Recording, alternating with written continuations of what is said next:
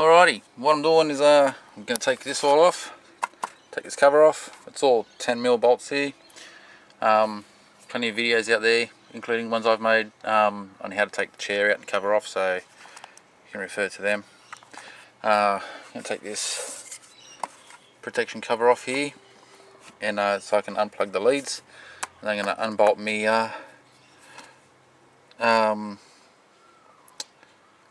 valve cover or rocket cover, take that off, and fix my gasket up because it's leaking. You can see down the bottom there, it's a bit of oil residue around there. I think it's leaking all the way around, although it's not, doesn't look any fresh stuff up here. It looks like old stuff. I've tensioned these bolts up once before to stop an oil leak that was here, but it still leaks when if I have to climb a hill and I'm giving it a bit of acceleration, putting the van under load. I generally notice that I get a bit of a burning smell then. Other than that, it never leaks. So there's a problem somewhere on that gasket that's allowing the oil to pass. So to buy this gasket, can't find anywhere, unless I'm going to go and pay $60 for the whole headgear. And yeah, I'm not really interested in that. I just want this gasket. So I'm going to use gasket maker for this particular gasket. So yeah, I'll just take a bit of footage, make a few notes as I go along, and share it with you guys. Just about to take the leads off, and pretty easily marked. We've got numbers on them all, so that's 2, 3, 4. So it's obviously the bottom one is a 1. So just basically 1, 2, 3, 4. And because the leads are sized, you can't really go wrong with putting them back on. Okay, change of heart. What I've noticed where the oil's leaking from is these seals around here, and if I push on them, they go in.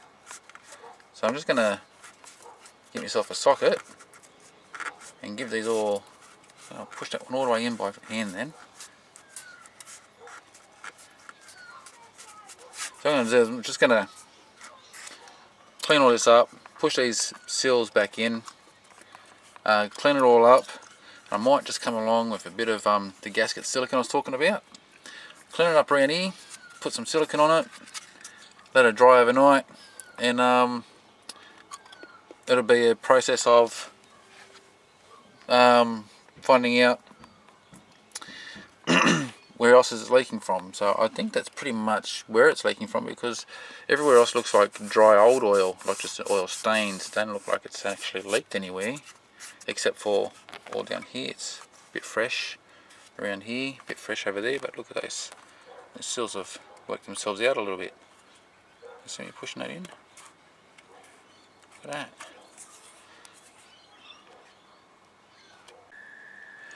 Okay, so I've cleaned it up pretty much best I can,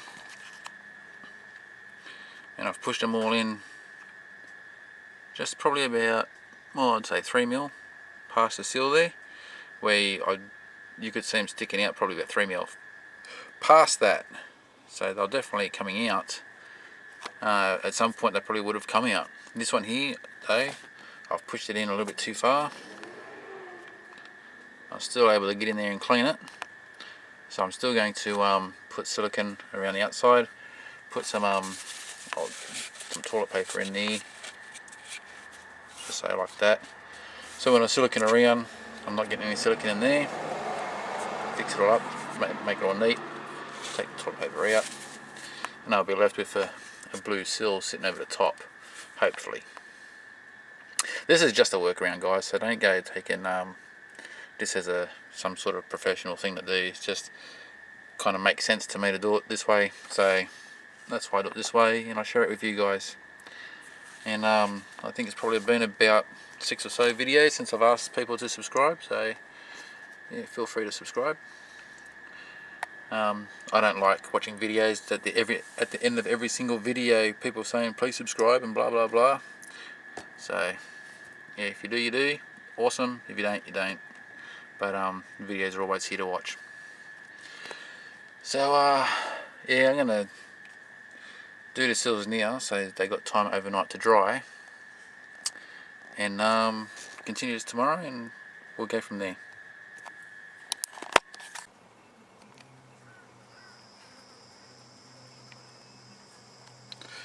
Alrighty, so you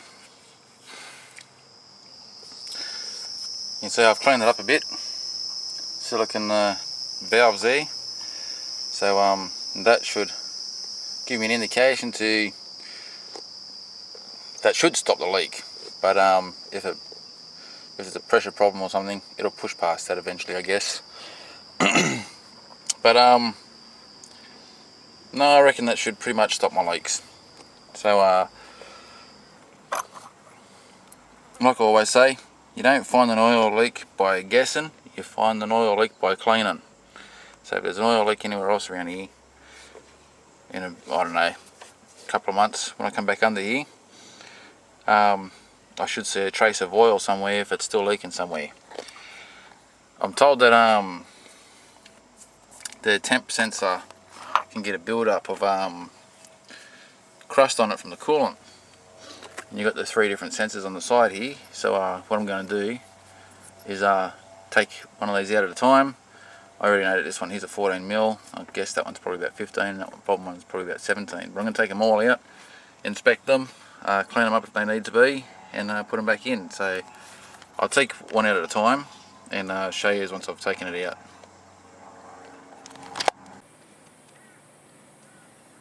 Just showing you there. I've taken about 7 litres of coolant out of the car there. That should be enough to save me up here, I guess. When I take these out, I'd intentionally lose fluid, so take some fluid out first, and it should save me losing too much. I did the change not long ago, so I don't want to lose too much. It looks like we've got a drain hole up here too, not a drain hole, a filler hole, to bleed the system by the looks of that, being at the top of the motor there. So that's definitely a good thing to know, especially if you've got overheating problems and whatnot, and you might have a bubble in the system, need to bleed it out. Definitely a good place to start, bleed the system. So I'm going to get these out now. I made a mistake, that's not a 14mm. The spanner I was using is a 17 and 14, and when I checked it out, obviously I would have put the 17mm on, and once I picked it up in my hand and looked at it, I was like, oh yeah, it's 14, so I was wrong there, it's the 17. I'll start off with the top one. The top one is neither 18 or 19, but 19 is the closest fit, so we'll get that one there off. I haven't loosened it yet, so I'll get that one there off and we'll have a look. Okay, so this first sensor here, taken out, it don't look too bad. Be careful when you're taking them out though, you only need to crack the seal on it just slightly, they're not too hard, and well, this top one wasn't anyway, and I turned with full force on this one, and I bent the plug a little bit, so I'm hoping I didn't do myself any real major damage there. But no, I'll clean the sensor up. Don't look like it's got too much of anything on it, but I'll give it a clean anyway and put it back in, and we'll go to the next one. Okay, so there you go, all cleaned up.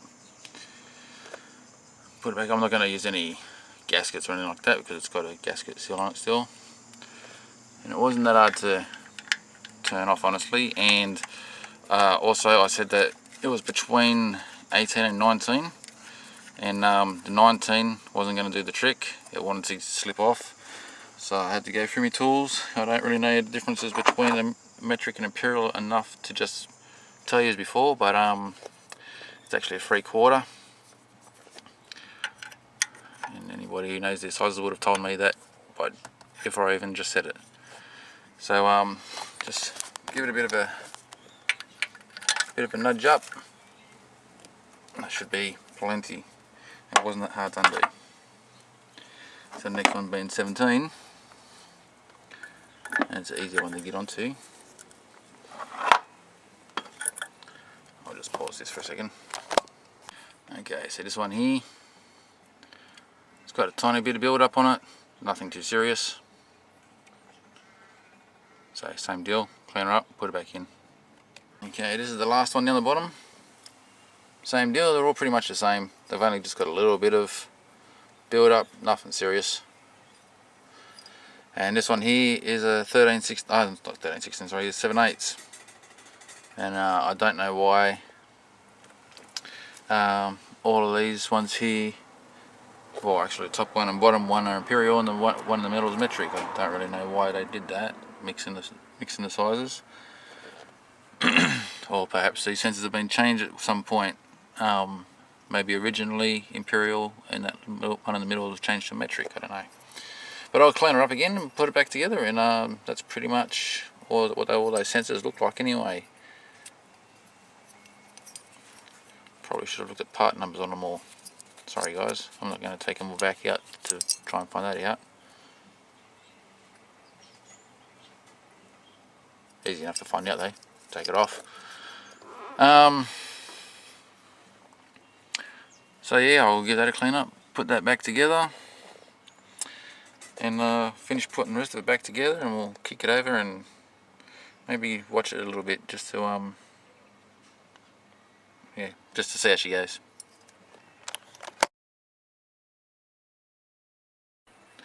Oh, it's definitely a bleeder, that top one, 12mm. So I'm going to fill it up as much as I can at the reservoir. Come in here and loosen her off, and keep doing that. Doesn't mention anything about that in the manual, but I believe that's the better way to do the water change, is to bleed the system, get all the air out of there. So yeah, note to self. Alrighty, I'll get into it, and I'm not going to show you the whole procedure of me putting water in, looking, water in, looking. It'd be pretty boring, so I'll just show you the final step of the coolant coming out. Okay, a bit of an update. This must have to be done once the car's warmed up, bleed the air out. Just filling it up the other way with the engine cold, and it's really slow to go down, so kind of pointless there. So I've put it all back together, kind of looking a little bit pretty there for the blue. My leads, if you're looking for leads like that, they're US imported, they're not from over here.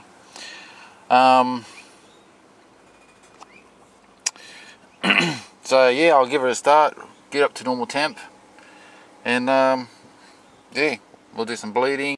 You've probably noticed as well that I've retaped all this. The type of crap that was around there, it's all brittle crap.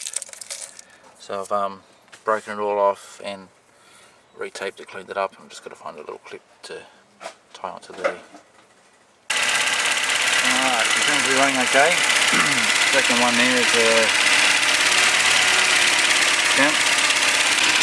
The resistance on that sensor is well, 100 ohms resistance. So I don't know, maybe it's going to help somebody test their sensor. Just found it to be useful information to know, that's all. And my temperature is according to the Toyo BD1 scan tool. My van sits at idle at 82 degrees. So that's the ohm resistance at 82 degrees. So actually, just want to do the bleeding on this now. Sorry about the noise while I'm talking. It's a, what do you do, eh?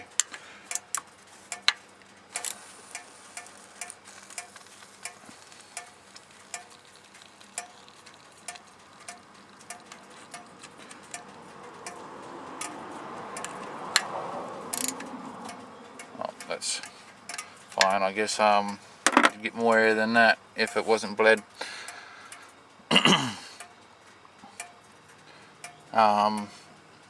I might just let the engine settle for a little bit and just do that again. Alrighty, I've let it rest for about 15 minutes. Let's see what pressure we got sitting on the top there. Fluid straight out. She's all good. No air there. Alright, we'll put it back together. as it goes, eh? Till next time. Cheers guys.